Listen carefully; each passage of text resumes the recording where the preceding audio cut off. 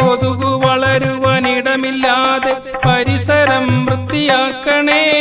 വീടും വളപ്പും പൊതുസ്ഥലങ്ങളും ശുചിയോടെന്നും തിളങ്ങണേ.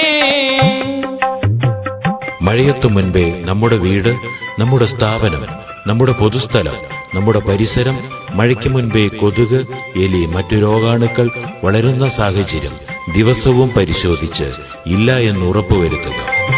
കുപ്പിച്ചിരട്ട, പ്ലാസ്റ്റിക് കപ്പുകളിട്ടു മൂടിയ പ്ലാസ്റ്റിക് ഷീറ്റുകൾ, മുട്ടത്തോട് പോലും കൊതുകിന്റെ വളർത്തു കേന്ദ്രമതോർക്കണം. വെള്ളം കെട്ടിക്കിടക്കുന്ന സാഹചര്യം തീർത്തും ഒഴിവാക്കുക. മാലിന്യങ്ങൾ വലിച്ചെറിയാതെ സുരക്ഷിതമായി സംസ്കരിക്കുക. മഴക്കാല പൂർവ്വ ശുചീകരണ പ്രവർത്തനങ്ങളിൽ പങ്കാളികളാവുക.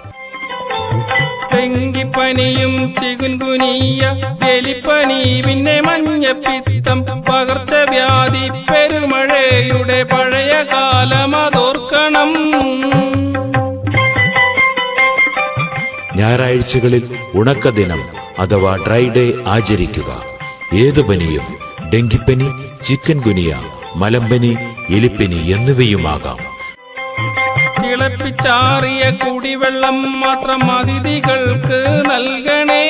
വിളിച്ചു വരുത്തി മഞ്ഞപ്പിത്തം തിരിച്ചു നൽകരുതോർക്കണം. സ്വയം ചികിത്സയരുത്. രക്തപരിശോധനയ്ക്കും ചികിത്സയ്ക്കും ഏറ്റവും അടുത്ത പ്രാഥമിക ആരോഗ്യ കേന്ദ്രത്തെ സമീപിക്കുക. ബിരിയാണി ചെമ്പ് തുറക്കും മുമ്പേ കുടിവെള്ളം തിളച്ചാറണം. നിറം കലർത്തി തണുത്ത വെള്ളം കൊടുക്കും പണിയത് നിർത്തണം. മഴയെത്തും മുൻപേ നമ്മുടെ വീട്, നമ്മുടെ സ്ഥാപനം, നമ്മുടെ പൊതുസ്ഥലം, നമ്മുടെ പരിസരം മഴയ്ക്ക് മുൻപേ കൊതുക്, എലി, മറ്റു രോഗാണുക്കൾ വളരുന്ന സാഹചര്യം ദിവസവും പരിശോധിച്ച് ഇല്ല എന്ന് ഉറപ്പുവരുത്തുക. വേറെയാണു വിചാരമെങ്കിൽ നേരമായതു മാറ്റുവാൻ. വെറുതെ എന്തിന് തടി പിടഞ്ഞിട്ട് തല തല്ലി നാം കരയണം. വെള്ളം കെട്ടിക്കിടക്കുന്ന സാഹചര്യം തീർത്തും ഒഴിവാക്കുക.